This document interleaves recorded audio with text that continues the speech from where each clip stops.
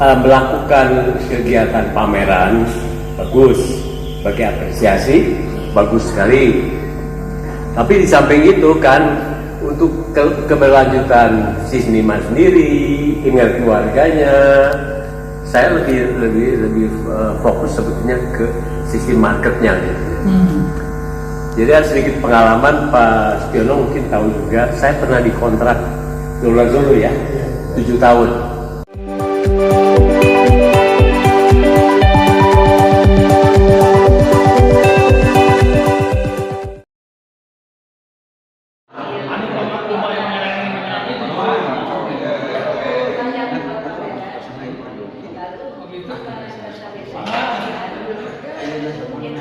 Pertama-tama kita panjatkan puji dan syukur kita kepada Allah SWT bahwasanya kita masih diberikan kesehatan dan kemampuan untuk datang ke Galeri Uis dalam rangka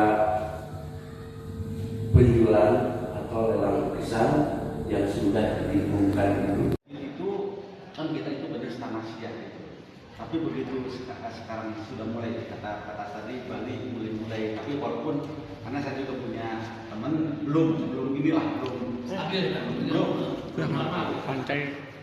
Ada satu di Bandung yang memang dikatakan pengrajin perupa ataupun yang memang mainnya di pasar. Subhanallah Pak Dede. Saya kemarin diam-diam ngomong dengan dia sesekali. Itu yang pikiran negara itu enggak kurang dari 3 miliar perputaran uangnya dari medsos jual gitu. Itu tiap bulan karena saya nanya karena saya juga di sana ada temen gitu ya. Nah, pantesan tukang bakso laku, warung laku, kontrakan yang membangun itu rame pokoknya, beda sama kampung-kampung lain yang sebelahnya. Nah, saya tanya berapa aset pemasukan barulah gitu ya, itu begini. Itu hitung kasar, itu 3 miliar. Jadi, Itu dia medsos. Saya tambahin betul itu. kenapa? Ya betul. Itu dari mulai jam 2 sampai sore itu yang namanya paket itu berhenti. Jadi gini ya Pak Taat ya, saya survei itu 4 kali Mas Tio dengan dadan-dadan. Dia pakai catnya bukan akrit atau bukan cat minyak, tapi kuning untuk cat mesin cetak. Ya, malahan kalau misalnya krim itu dicairan sebenarnya tuh, habisnya biar keset kan gitu. Ya, jadi gini, kalau kita bicara masalah jelekong ya Pak Taat, omset, jangan Pak Taat kembali. Ya. Kemarin tuh adik saya itu tahun 2025 ke Bali, baru kesana dari Bali buatan jelekong gitu. Artinya, apalagi sekarang medsos itu bagus, canggih ya. Artinya gini, di situ ada Pak Obing, Pak Darya, mobilnya sampai 4 Pak, karena perputaran uang. Makanya ada seorang seniman yang bilang, wah si Amal di sana kayak jelekong, justru jelekong laku. Betul ya? Karena saya lihat begini, cuman jelekong ini penghafalan Bu. Contoh ya, saya lagi lihat ada orang melukis koin, langsung pakai ini Bu, pakai kuas tuh, sampai kelarin gitu. Ternyata dia lulusan SMP ya. Satu lukisan waktu itu saya ke sana tuh 2017 sampai 2019 itu 25.000 satu lukisan ya. Nah, kenapa jago? Karena dia itu khusus koin, jadi penghafalan anatomi ikan gitu ya. Warna. Ada juga yang landscape. Orang ini bikin landscape tanpa sketch dulu, Mas Tiono ya. Itu lulusan SMA. Jadi satu lukisan 25.000 waktu 2019 sampai 2020 waktu itu ya Mas Adam. Jadi misalnya gini, orang nggak malah tak pohon dulu, ujung ya, tengah, ternyata jadi. Wah hebat ini, ya dari awal saya udah 5 tahun begini terus nggak banyak. Jadi kalau baca tuh apa cangkem kalau tes terakhir gitu ya. Karena saya juga ya jemput gitu ya. Saya juga ingin tahu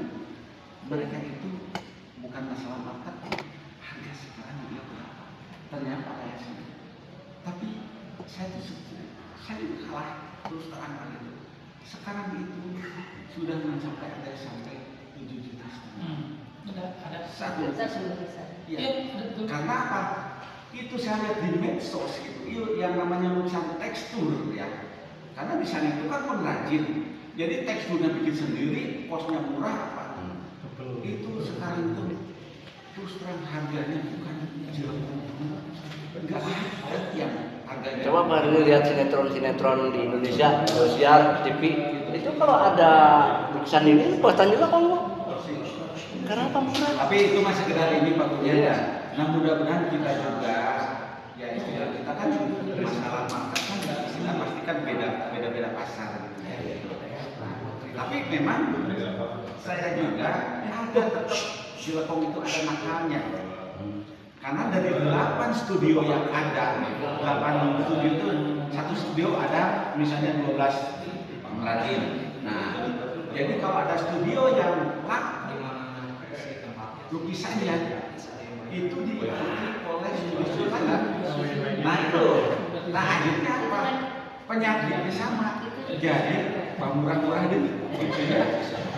Ini jual udah 4 juta, 5 juta. Terus lagi ada dana tuh ya. Nah, itu penyakit Jelkom memang itu seperti itu. Tapi alhamdulillah ya menurut saya ya, kalau saya sebagai ya pengurus instansi daerah lah gitu.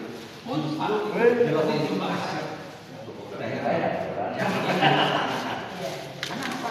Kita kerja teman-teman dan keluarga. Mereka tuh benar-benar bisa berusaha sendiri.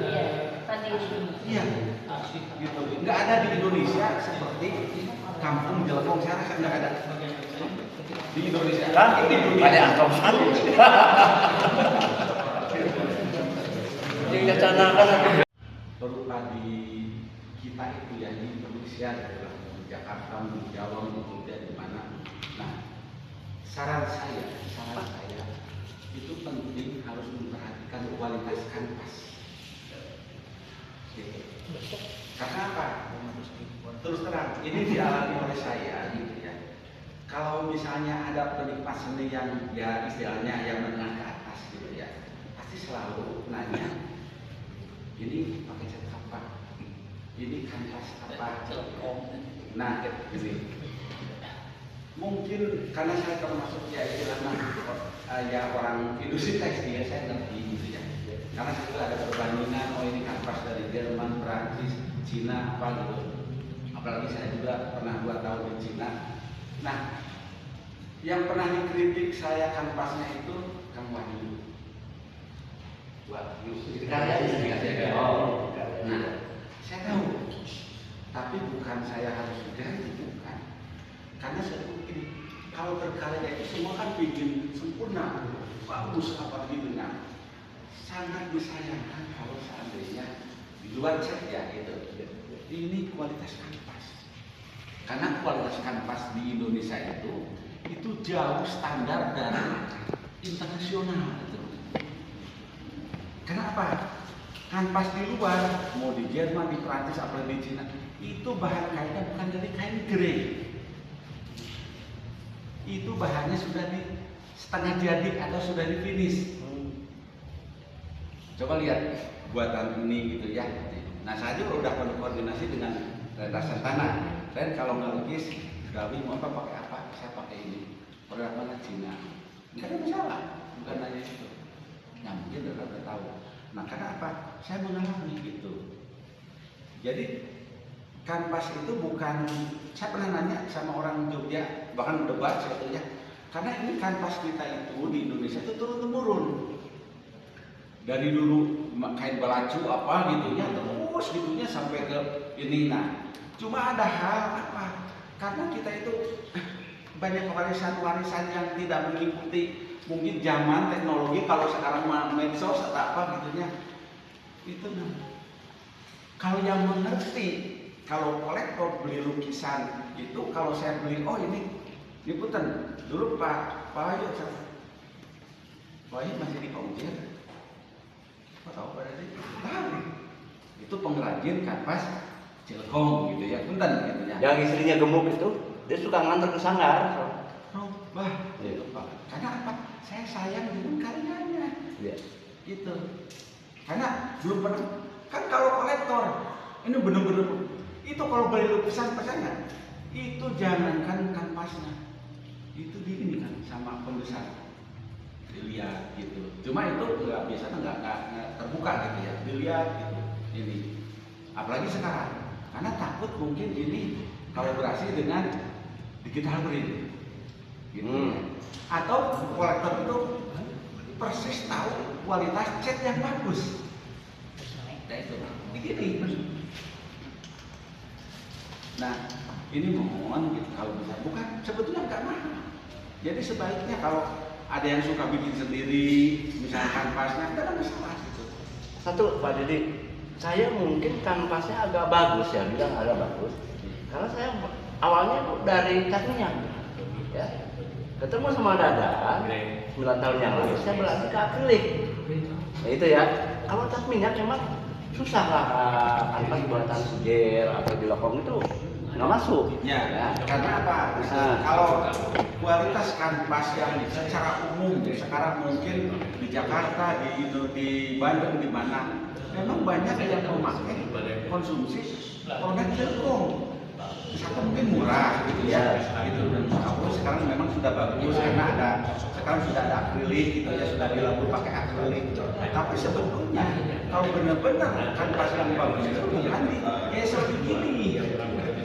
Kalau di luar itu kan di print, ya. Di Cina itu di print, di curing lah, ada pemanas gitu. Jadi memang kalau lihat ke sana ya kita harus menjalankan. Tapi ini sekedar seni Barbie itu ditawarin 2002 di sana sampai almarhum wafat itu 2007 itu. Setelah itu saya terus saat ini bukan yang utama sih, jadi hobi gitu. Kemudian mengoleksinya berhenti, dipanggil jadi kata saya oke, menekuni saya melukis sendiri.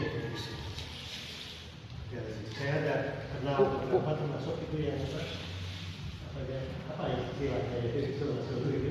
Oh iya. Apa ya? Artiler. Artiler. Bukan artiler. Art dealer. Ya, dealer. Dia pedagang. Pedagang ya. Dan dia Bukan galeri ya Pak? tulisnya galeri.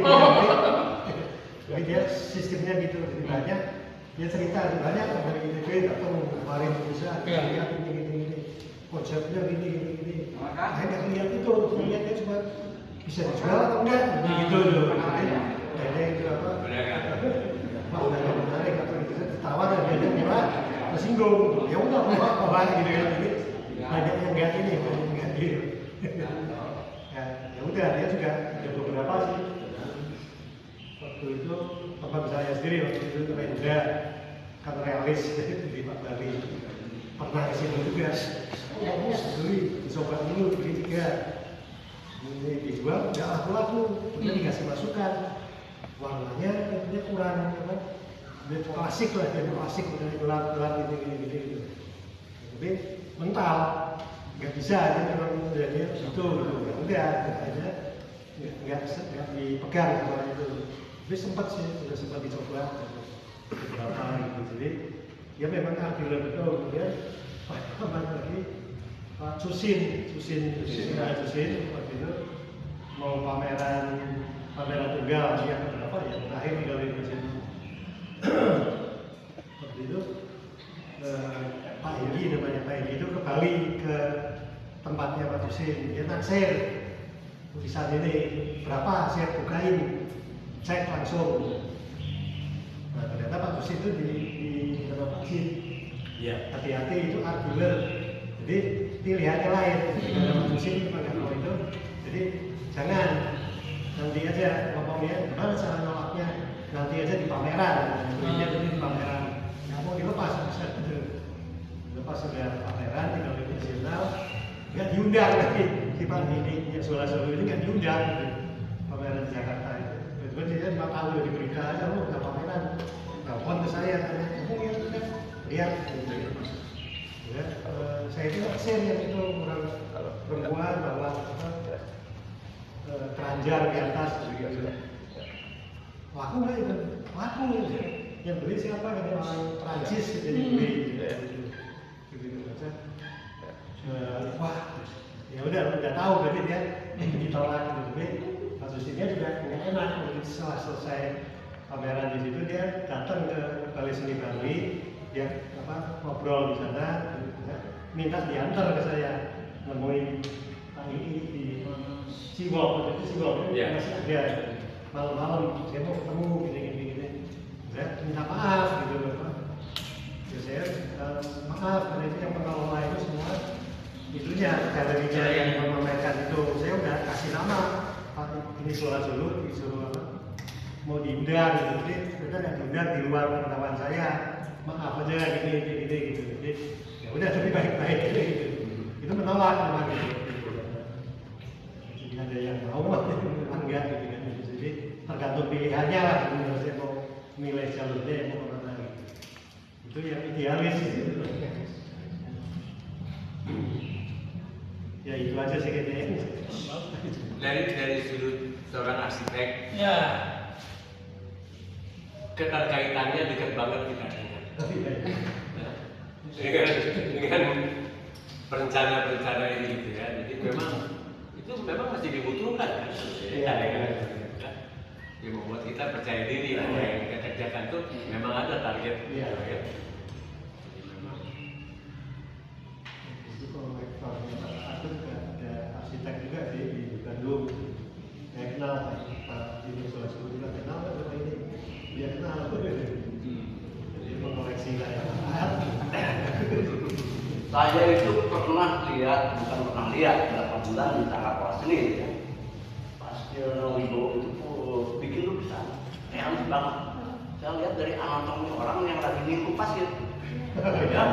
Nah, mungkin perkembangannya ke sini kehabisan frame gitu kan sekalian aja Pak Jamal, saya kan dengan Pak Jamal terus ketua HITSIK Himpunan Perpata Tasikmalaya dan ini bendaharanya, mereka yang bisa nganter saya, jadi ini mah hafal Bandung. Pak Jamal yang bisa stil, bantuan lah ibu udah tua nih. Jadi kita kesini diantar. Alhamdulillah, jadi waktu itu saya sekalian pesen frame ya atas ini rekomendasi Pak Rendra katanya. Saya kan hanya frame yang cukup bagus di Bandung di mana ada lengkap di mana harus dikasih tahu di Jalan Veteran. Ya, abang itu? Rahayu. Iya tahu. Yang dekat ada sepeda. Ya. Tadi udah selesai, jadi mampir dulu. Ya, saya nanya, ini apa kita ke sini dulu atau ke frame dulu? Terus kata si tokonya, Bu, ini tutupnya jam 4. Aduh, saya takut di sininya keburu-buru ya. Ya udah jadi ambil dulu frame. Setelah ambil frame beres, sampai tadi jam setengah 12 ya. Setengah 12 udah selesai ambil frame mau ke sini. Di HP grup IP Bandung Jawa Barat lagi pada melukis di Babakan Siliwangi. Oh iya betul. Di situ dia bilang grup ini ayo kadia katanya. Waduh saya ada acara nih mau penutupan pameran. Lah sebentar kadia mampir. Soalnya saya pengurus di sana Bu. Oh iya. Iya. Jadi saya mampir dulu ya, namanya ibu-ibunya resek ngalur. Dia lagi mereka pada melukis. Jadi saya bilang ini wayah nak pilih ngalukis karena saya ada di pameran ini saya lihat di Bandung ada mau ada lelang jam 1. Waduh ini udah telat saya bilang gitu. Ya udah biarin ya. Dan Baik, terima kasih. Assalamualaikum warahmatullahi wabarakatuh. Saya Supriyatna, saya sebagai penasehat di Aspen Bandung Raya. Pameran ini bertema pohon kehidupan. Sebetulnya ini pameran yang dirumuskan bersama sebelum terjadinya bencana. Jadi ini memang secara kebetulan setelah bulan berikutnya itu terjadi bencana di Sumatera. Nah ini hanya sebuah kebetulan saja, jadi paling tidak ini mengingatkan kepada kita semua bagaimana kita harus berakrab dengan lingkungan, pohon khususnya gitu, jangan sembarangan ditebang dan sebagainya gitu. Nah, dari pameran ini kemudian ini paling tidak mengingatkan kita semua masyarakat halayak bagaimana pentingnya kehidupan. Nah kemudian di akhir pameran tadi kita sempat berdiskusi bagaimana Aspen itu, Aspen Bandung khususnya berkelanjutan seperti apa. Kita akan lebih memanage lebih baik lagi, ada pembenahan manajerial barangkali ya, juga ada pembenahan program dan sebagainya, itu memang harus terukur dan sebagainya. Nah yang menarik tadi di pertemuan kami di anggota Aspen ini adalah soal marketing. Jadi para seniman juga tentunya tidak hanya berhenti hanya di pameran. Bagaimana lukisan itu juga bisa dinikmati oleh orang banyak, artinya bisa dikoleksi dengan kepantasan harga dan kepantasan estetik tentunya seperti itu. Jadi kami tidak memaksakan harus harga berapa seberapa, tetapi ada bargaining barangkali dengan masyarakat kolektor. Nah tentunya dalam hal ini perlu ada pengemasan yang baik dan juga material juga sesuai dengan ini ya, material idealis tetapi sesuai dengan harga seperti itu. Artinya ada balance antara pasar ya dengan material. Dan tentunya yang lebih penting adalah konsep estetikanya itu sendiri. Di samping ada keterampilan teknis dan sebagainya itu menjadi penguat dari sebuah lukisan. Nah ini barangkali yang akan dikemas di dalam Aspen berikutnya, bahwa ini adalah kedepannya Aspen tidak hanya sekedar memamerkan tetapi juga memikirkan anggotanya dari sisi kesejahteraan, khususnya dalam penjualan lukisan seperti itu.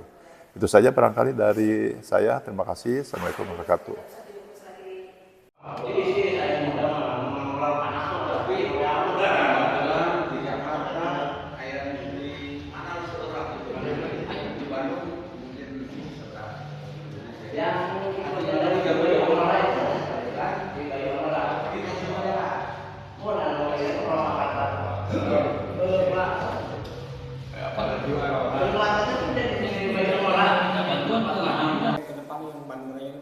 Baik, bismillahirrahmanirrahim. Assalamualaikum warahmatullahi wabarakatuh. Saya Pak Dede, alhamdulillah dipercaya sebagai Ketua Aspen Bandung Raya. Jadi pada prinsipnya setelah pameran di Dago Tea House, Aspen Bandung Raya punya 3 kalender resmi yang sudah kami sepakati seluruh anggota Aspen Bandung. Yang pertama adalah kita akan pameran di Balai Pare, Kota Baru Parahyangan, itu setelah hari raya. Kemudian kita juga akan pameran dalam rangka ulang tahun Aspen, juga di Balai Pare. Nah, setelah itu ada wacana bahwa Aspen diminta untuk mengisi Festival Istiqlal.